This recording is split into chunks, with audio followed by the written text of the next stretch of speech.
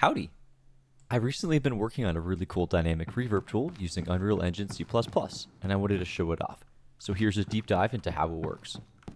I was inspired to create a dynamic reverb system after watching the Division 2 audio deep dive on reverb, ambiances, and slapback audio effects. I really liked that their tool was simple to use, understand, and gave easy access to variables to control reverb and other audio assets. So if you happen to be a Division 2 dev watching this video, hats off to you. My main goal was to create a reverb that was dynamic, yet easy on performance. I also wanted it to be simple to set up and easy to debug. It should be simple to connect to middleware, and it should sound good. Like most dynamic reverbs, I'm working with line traces that shoot off from the player character. These line traces are then blocked by a custom collision channel, which lets me have control to decide what blocks reverb and what doesn't. These lines are shot in two groups, horizontal and vertical. I added a feature for the user to decide how many lines should be shot for each group. Then the code will figure out the correct angles to shoot lines from based on the number of lines. The more lines you choose, the more accurate the reading, but the higher the performance hit. I also designed the system to track how sound absorbent the reverb blocking assets are. To do this, I created a data asset that has a map of weak object pointers of physical materials with a float value that ranges from 0 to 1.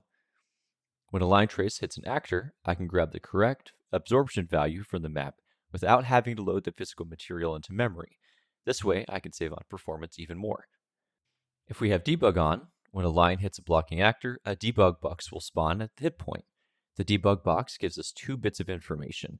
The distance line trace traveled before it hit the blocker is given as a number value, and the absorbency value of the material on the blocking actor as a color spectrum. White is fully reflective, black is fully absorbent, red for no wall hit at all. After all the lines have been shot, I take the average distance of the horizontal lines and the average distance of the vertical lines, ignoring lines that didn't make it very far, and get the room surface area to use as a room size variable. Then I'll also get the average absorption values. Next, I trigger a timeline. The timeline will alert between the old room size and absorption values to the new room size and absorption values. When the timeline finishes, I'll run another batch of line traces. Unless the player hasn't moved, in that case, I skip the line traces and run the timeline again, saving on performance where possible. Using a timeline update function on a loop, I can recreate the effect of an on-tick event without actually shooting however many lines every frame. Both the room size and absorption values are easily accessible in blueprints, so it's really simple to shoot them to either WISE or Fmod, where I can control reverb effects easily. Thanks for checking out my video. I'll be adding all of the code written for this project into my GitHub, so feel free to check it out.